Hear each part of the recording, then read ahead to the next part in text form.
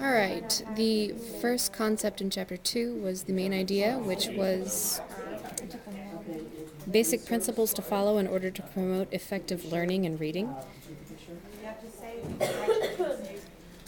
The principles listed of engaged reading and learning were connect everyday literacies and funds of knowledge with academic learning and literacy, use assessment as a tool for learning and future growth, engage and sustain effort in reading, writing, and thinking, express critical perspectives and interpretations, gather and organize sources for increased understanding, and expand and generate new understanding using the information and common technologies.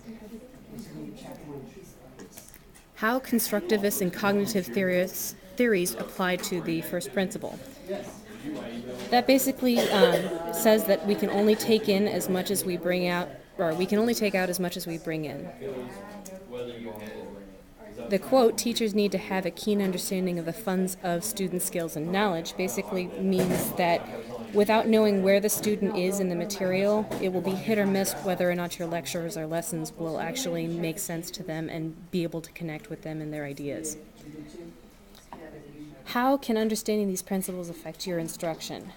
Basically, knowing the different concepts allows you to organize and structure according to what your students need, what they need, require, what they already know, and the necessary stuff accordingly. For the Chapter 2 case study, Marta was actually having to deal with building skills that apply to the real world. She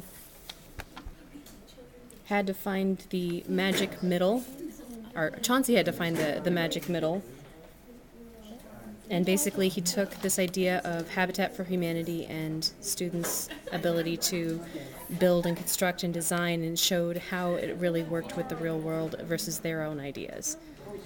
This idea Chauncey, the building trades teacher, used is to make the students go out into the real world, see how those examples are, and show through their design and reassessment of the original design how they could make it better and more effective for future Habitat for Humanities. Chauncey's strategy was similar to Marta's from Chapter 1. The obstacles that prevented the teaching from relevant instruction was basically that they had to deal with things that didn't seem to apply, concepts that were just kind of out there in the middle of everything, and in bringing in stuff that was interesting to the students, showing them real-world applicabilities towards what they would future learn, or what they would be future doing, they were able to provide connections. And finally, how did the case study connect to the theme of the chapter? It's basically that providing relevant examples of how to find the perfect spot and start from that, where the students know and are comfortable with, and providing them challenge to push them beyond that and build new skills.